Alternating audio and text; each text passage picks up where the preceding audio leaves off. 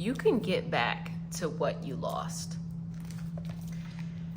If you're at this space where you felt like you had it all, or you were in a good place, and then just everything just seems kind of a little bit disrupted now you can get back to it. That's the message that is coming across. That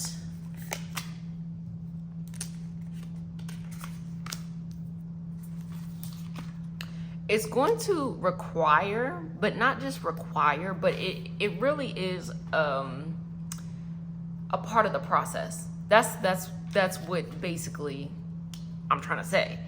It's a part of the process. Understanding that the loss of what was not best for you, or it's not even like that. It's not even like some like traumatizing thing. It's just you outgrew your situation, but you were very comfortable in your situation. And there were certain, what the vibe is, there were certain vices that you were still kind of playing into in the situation, but you were kind of able to control it better. But in the process of shedding everything that you lost, you realized something, that if you were to do it over again, there were things that you would do differently. Because in losing, you realize who's truly there for you, what is truly important for you, like what you actually want, what you don't want, how you want to do blah, blah, blah, blah. All of that stuff comes. And so that's the process that came here.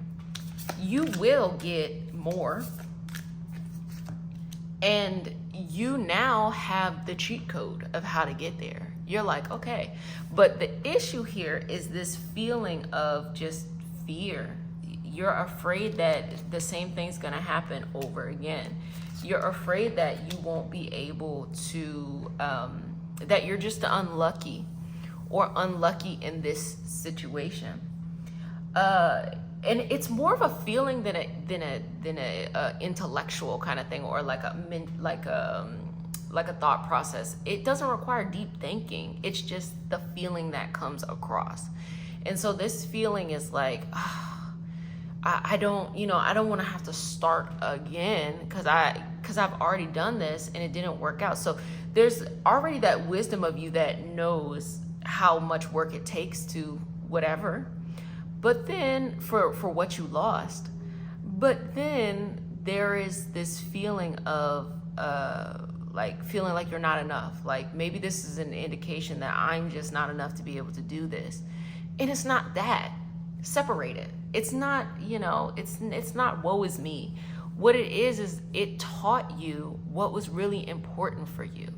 So now that you know, now that you cleansed all that out the way that you wanted, you've always been asking to have that stuff cleansed out. Now you have to be okay with rebuilding. It's like you have a beautiful home and then you have like termites or something like that. And then it's like things are starting to fall, like important beams are starting to fall and stuff. And you're like, whoa, I need to get all them termites out. So they go and they get all the termites out your house. But now the whole house like has a messed up, like infrastructure. So now you got to start over and you're like, oh my gosh, I had this beautiful home before, the home that you decorated, it looked so great or whatever. And now you're kind of like, well, what now I just like, I feel like I have nothing. I feel like I lost everything. No, you realized what was important. And the important part was here. You needed to get a pre-purchase inspection or just understanding that there are a lot of costs or there's a lot of responsibilities that come with home ownership. That's it. It's not to devastate you. It's not to hurt you. But the magic here actually is, what are you going to do with this information? Okay? What are you going to do with it? Now that you know, okay? And you lived it through. So in the future, when you restart or as you are building where you're at, you're wise. You can see it in the way that you couldn't see it before. But you lived it. You lived it all the way out. So there's no questions here. You don't realize how much confidence comes with rebuilding your life. Why? Because there's no allure of like, well, let me just see where this tangent goes. You already know where the tangent goes. You lived it all the way out. Or let me just, not do anything, not take any action. And like, you already know what happens if you don't take an action. So you're better equipped now. You're going to get everything you want back and more. It's going to look much better. You're not going to get the dumb stuff that you wanted that are not really best for you, but you're going to get so much more back. Can you see it? It's coming across extremely strong. And it's just this ability to be able to see like, okay. And so I'm getting the vibe now that you're getting, it's starting to sink in. You're starting to be able to see. It's like the energy is like, hey, they could see. But you got to balance here. You need to understand that it will take time, okay? And also have perspective. You have to be able to see the vision of what you want. So be very clear on where you're going this time. Be extremely clear. But you also have to understand that in order to plant and to harvest, it takes an entire season. Sometimes people plant a seed from the season before that won't bloom into the next season. Sometimes it takes a couple of seasons until these things become fruitful, but it will be so much better. So the balance here, the challenge here is, how do you remain leveled while your seeds are germinating and while you are growing and developing in, whatever. Now, if this has something to do with love, so losing a love, you'll get it back, but I'm not the you'll get this person back. I'm the you'll get the right love for you. You can be with many people and it will be okay. Stop thinking it has to be this particular person, because you're going to continue to change and they're going to continue to change. And y'all might continue to change in different directions. But the love, those special moments that you feel that you want to get back, it will come to you. But don't self-sabotage yourself by saying it can only be this person. Understand, this is what I really want to feel. This is how I really want love to be. This is how I really want it to show up in my life and to bring clarity. If you just feel discombobulated in life in general, it could be, a couple of things. It could be a couple of things. But I think the energy that's also coming across right now is this feeling of just trying to find yourself, trying to find who you are, trying to rediscover yourself. Like you thought you knew who you were, but now you don't. And you're trying to be open to that. You're trying to be open to what that looks like. Life is not, set in stone.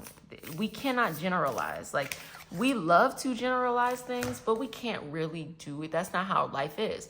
But the good thing about it is our fears that are based off of generalizing things aren't really true. They really feel that way, but they're not really true. We generalize things. Everything, this person is the best. Everything is going to be perfect. Or, this is not going to work out. I'm never going to be able to be good enough for X, Y, and Z, or ... Those are generalizations, but life is so dynamic. There's so many choices that we can make. We have free will. There's so many, factors that come into play. Other people have free will. Life is so dynamic to be stuck in our generalizations. So this is talking about building the life that you want, but it's also talking about tearing yourself away from the old ways of things, freeing yourself.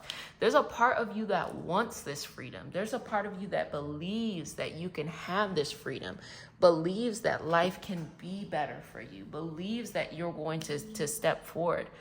But you have this emotional trauma that surrounds you, these emotional memories that you have to deal with. And there's many ways you can deal with it. You can deal with it by going to therapy. You can deal with it by developing yourself, by simply having a hobby and getting good at the hobby, and having that patience can be very healing. You can do it by just showing up and saying, like, each and every day, I'm going to try to be a little bit more conscious, not like I'm super deep, but conscious, like, hey, I'm feeling this way. This is a trigger for me. So let me just work through this. By changing up your routine, by changing up your location, by changing up, how you do things. So all of this is saying that everything that you lost, it's coming back, and it's coming back in full force. But the thing about it is, you have to go and get it. You cannot have it just because, there's this opening for you. You need to put in, the not just the effort, but the wisdom. So the way you did things before, you have to pay attention to what worked and what didn't work. Okay. And so I'm getting like relationship vibes. And again, it doesn't have to just be romantic. It could be friendships. There's a lot of like not really being sure of how to be in community with others, of how to be close to people, wanting your significant other to also be like your friend. And of course you should want to be friends with the person you're with, but they're your only social kind of gateway, and that may not be the best. You should have different dynamics with different people. And so all of this is kind of giving you an opportunity to see like what really works. Number one, just when it comes to like the friend stuff, that stuff that you saw, them crazy house parties, maybe you used to be a part of them, they were fun. Believe me, I've been to many, but they were also like, there was a lot of stuff going on there. Those group trips, you love to see a group trip. It's like, oh, like the pics look so great. Let me tell you, I've been on trips with 12 people, with 7 people, with this and that, with different, people there. And so like the dynamics change, ages and stuff. And let me tell you, those pictures are very pretty, but there be a lot of other stuff that be going on too. So I'm saying that to say, if you are feeling lonely, if you are feeling like you're isolated, you want to get that back, it's not going to look like that old stuff. The stuff that didn't work out for you in love and friendships and community is still not going to work out for you. But just do things different. Take your time. A genuine friendship comes with time. And it also comes with freedom. So getting to know somebody, and maybe you have a break from talking to them. The first time you meet someone, you don't have to continue to talk to them daily, every day, forever. The first time you meet someone, you get to know them. And maybe you think about them or they think about you, and then they reach out, and then you all are able to spend some time. But you have other people in your life. They have other people in their lives. And over the years, 2, 3, 4, 5, 6, 7, 10, 15, 20 years, the people who are most consistent, the people who do not bring drama into your life, the people who are a good time, those are the people that matter. Those are the people that, okay. But you can't look at somebody and automatically know. And you shouldn't force yourself, okay? You should put yourself out there, but you shouldn't force yourself. Putting yourself out there would say, you know what, I feel really lonely. I'm gonna try to go out once a week, which can be very tough if you're kind of self-isolating, or once a month, and try to be, social. My advice is always to do a hobby, because that's a really easy way to kind of meet people. And then from that, you'll follow up. You'll follow up with people. And then you'll see if people follow back. But when you meet someone, you cannot put your whole into them. Like the way that for friendships and relationships, just give the best you can. Enjoy the moment for what it is and free it. That's what that freedom is. That's where that comes from. So everything that you want will be coming back to you. But it's up to you if you want to go for it. So there's a lot more that's coming across, but I'm going to leave you here.